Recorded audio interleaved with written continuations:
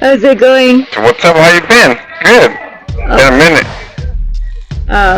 Busy with work. How about you? How are you doing? I'm doing good. Yeah? That's good. Can't complain, you know. I didn't know you grew up in Long Beach. Grew up in Long Beach, California. Till I was 18, 19. Mm-hmm. Yeah, I was in the gang since I was like 12 years old. It's sad. It's very sad. After our first visit, I went and I looked you up. And it's pretty harsh what they have written That's about pretty you. harsh. Yeah. Of course, they will always make things seem more than what they are, you know. Of course. I made some poor choices, you know. Yeah, I fucked up, you know. I did what I did, you know. Mm-hmm. I can't go back on that. I take full responsibility for that, you know. Yeah. It sucks that it happened like that. It sucks that I took somebody's dad, somebody's son, you know, somebody's brother. Yeah. I regret it, yeah, of course, you know. Yeah. What? But at that time, I wasn't mentally stable, you know. Yeah. My mind was different. I didn't think like I do now, you know. Yes. I was on drugs, I was on alcohol. I was in that gang banging lifestyle, you know, that don't give a fuck. Mm-hmm. It's me against everybody. So Yeah. it sucked it had to go the way it did, you know. You were charged for the counts of kidnapping. Could you? Well, here in Oregon, right, the law is if you move somebody 3 feet, that's automatic kidnapping. You don't have to technically do what everybody imagine. You know what kidnapping is. Oh, you fucking duct tape this person, tie him up, fucking take him with you. You know, that's not the case. Can you start from the beginning? Like how you ended up in that situation in the first place? From as much as far back on that day that you can? Alright, so it started because one of my friends, you know, he got robbed by my victim. So my friend calls me and tells me one day that I got robbed. Can you help me? I said, yeah, of course. Mm-hmm. So I helped him, you know. He told me who it was. He told me what he got robbed for, and so I was like, okay. So I started putting the word out, you know. Hey, if you guys see this person, let me know. Call me right away. Let me know. A few days passed, and I got a phone call, you know. Say, well, we found out where this individual was staying. So I said, all right, good looking, you know. I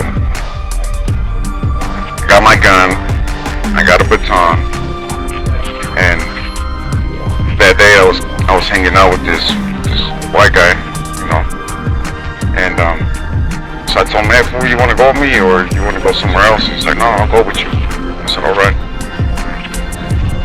So we take off to the apartment with the address, right? It was the apartment where he was at.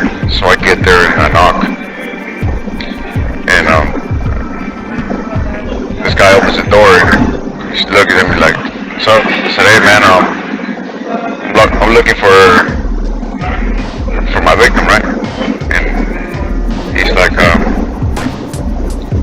he's not here right now, you know? He said, who are you? And I told him who I was, and as soon as he heard my name, he panicked, you know? And he's like, oh shit. And I explained to him what happened, why I was looking for him, you know? And I looked inside the apartment and I see some stuff, you know, I see some electronics, bicycle. I said, hey man, that stuff right there, that's some of the stuff he stole, you know. I'm here to collect all that shit, man. Mm-hmm. He did somebody wrong, you know, after the fact that his girlfriend kicked him out of the house. My friend let him stay at his house because he had nowhere to go, and then when my friend leaves, he takes everything from his house, you know, he jacks him. Mm-hmm. I said, that's not cool, you know, so I'm here to collect everything, man. And the guy's like, all right. And so he looks at me like, waiting for me, what was I gonna do next? I said, I'm coming in to grab that stuff. And he's like, all right. So he lets me in, and I start looking around, right? And I see 2 more girls in there. And so I start gathering up the stuff. I called my friend, you know, that when they got robbed. I said, hey, I found some of your stuff, fool. Do I want to go pick them up, or do I want to take her to you? What's up, you know? And he's like, well, I'm not in town right now, but can you pick them up? So I said, yeah, of course. So I gather everything up, right? And one of the girls comes and talks to me, and she's like, who are you? And I told her my name, you know, and as soon as she heard my name too, she freaked out. And she's like, what's going on, you know? I said, well, I explained to her what was going on, same situation. And she's like, well, here's all the stuff he brought that night, you know, I don't know what else missing. And I said, where's he at right now? And she tells me, well, he's not here. He went to the store, driving this bike. I said, all right. And I said, well, who are you? And she tells me, oh, I'm his girlfriend. I said, oh, okay. So I said, look, I just need to get a hold of him. I need to collect everything else, you know? Yeah. And she's like, what else did he take? I said, well, he took a bunch of drugs and a bunch of money from my friend's house too, you know? And some of that stuff is mine too, you know? So she's like, alright. She's like, hold on, let me make a phone call. So she does, you know? And she's like, well, I don't know where to find them. So I tell her, hey, look, check it out. I'll get you guys high right now. You guys want to get high? They're like, yeah, all for it, you know? So I get everybody high in that apartment, including myself.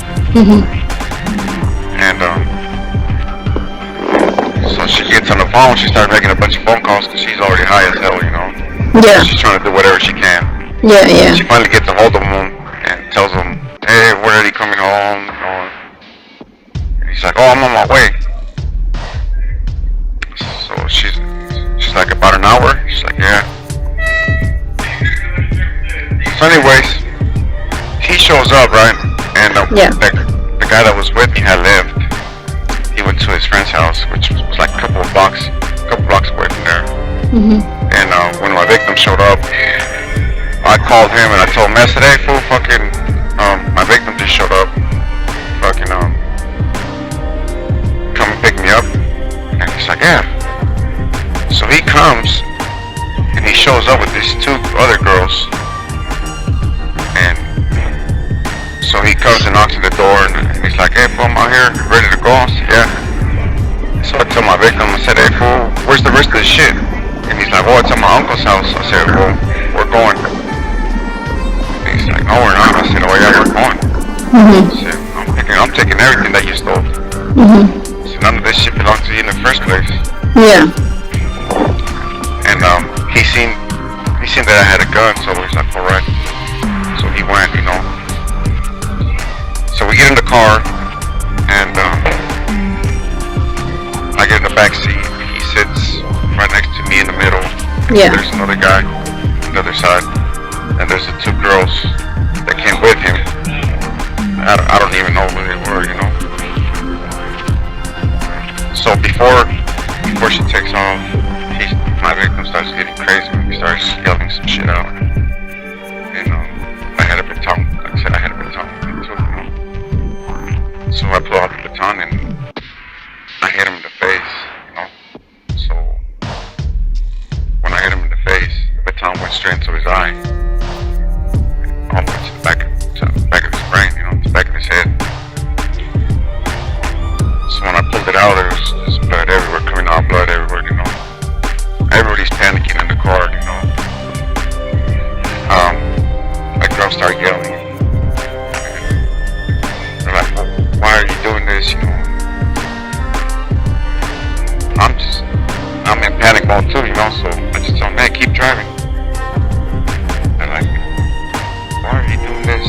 driving, you know.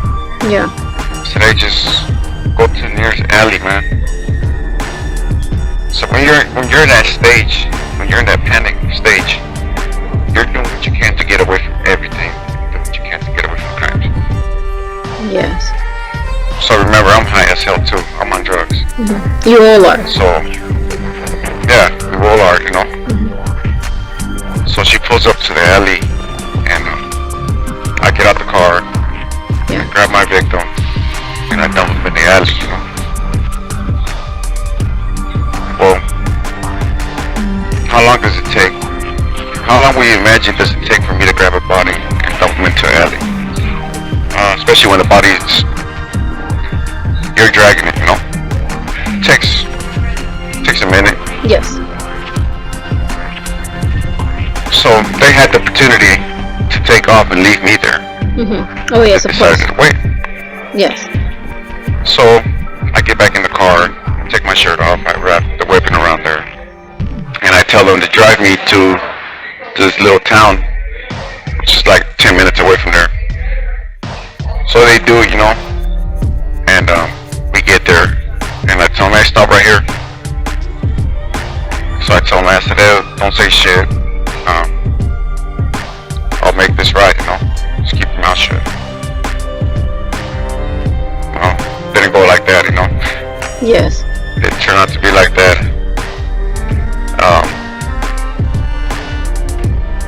So a couple weeks later, a week later, I was all over. I mean, well, no, wait. A couple days later, I was all over the news, and a week later is when I got caught. So, for me, telling them to drive me all the way to this town, drive me to the alley, I got kidnapping charges. They got me kidnapping each one. So that's 70 months and 70 months. Yes. Which I don't agree, you know, because they had the opportunity to take off and leave me there when I grabbed the body and took them out. Yeah, of course. I would have took off. Yeah, exactly, you know. If you really want to get away from the crime scene, you really want to get away from me doing what I'm doing. Yeah. As soon as you see me get out the car, you're gonna take off. Yeah, I'm gonna take off. Why are you gonna wait? Especially if I don't know you. As soon as you get out, I'm especially taking if off. I'm- Yeah, if I don't know you and you're gonna get me in some mess, no, I'm gonna take off. They didn't, and I got kidnapping because they said that I did that to them. Yeah. So my victim was in the alley. He didn't die at the scene. He died in the hospital. Okay. A few days later, he died. Okay. So I got murdered because I dumped the body in the alley. They said that if I would have took the body to the hospital, then they would have gave me manslaughter. Manslaughter. So they gave me 25 years without the possibility of parole, with 165 months on top of that. So that's 40 years to life. Yes.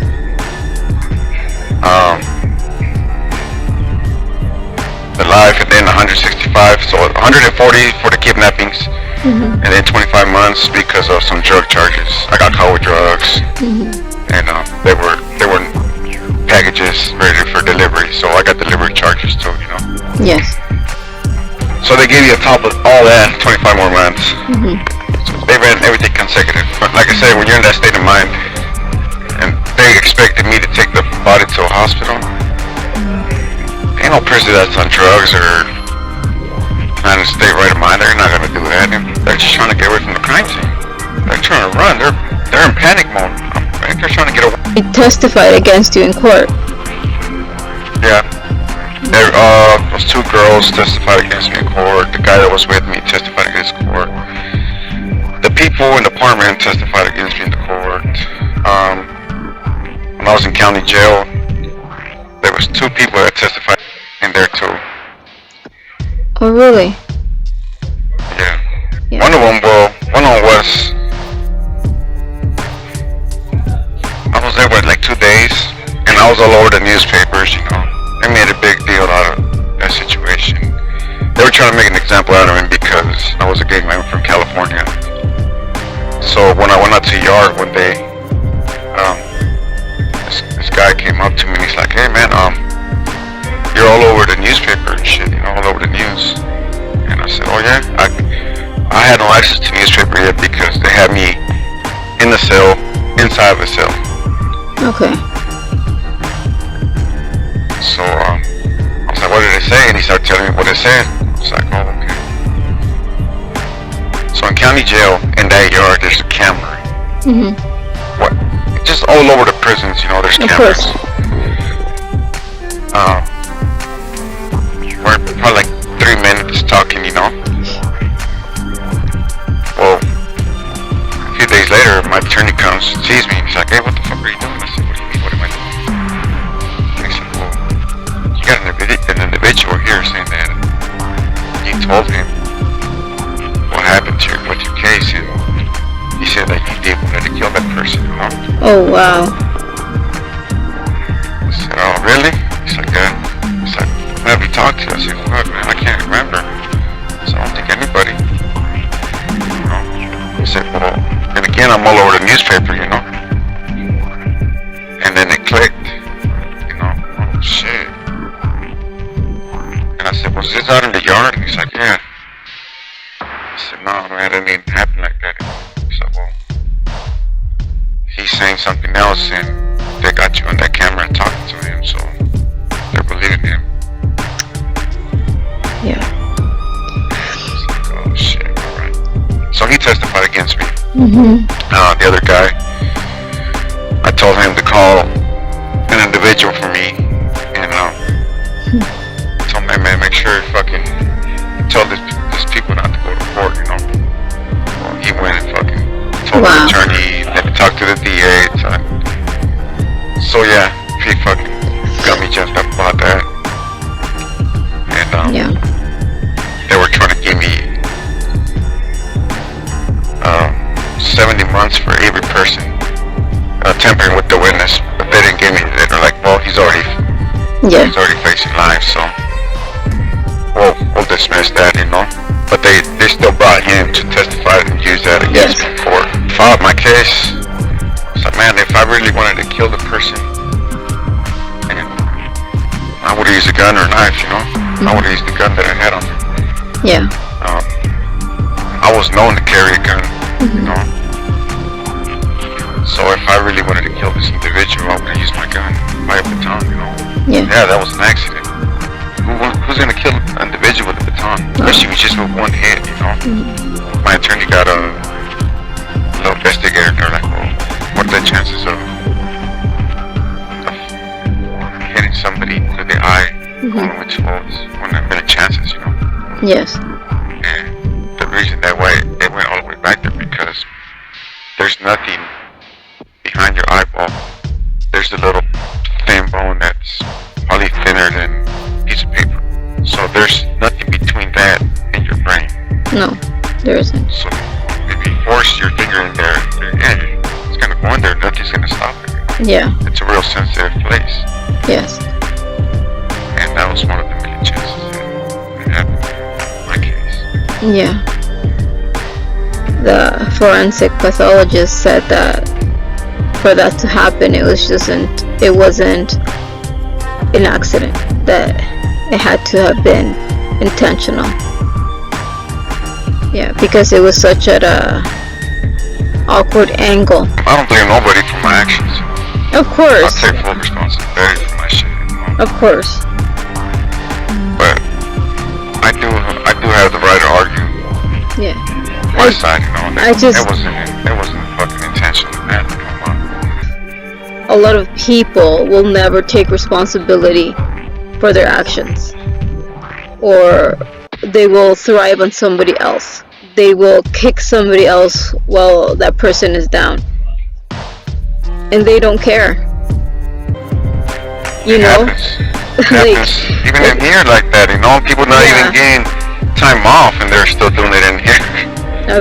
I know, but it was great talking to you. I will message you later. Thank you for having this visit with me and Thank you. telling me your side of the story. It's just I'm sorry that everything happened the way that it did.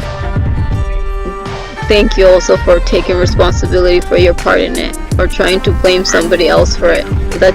It's not an easy thing to do, and I know that it's not.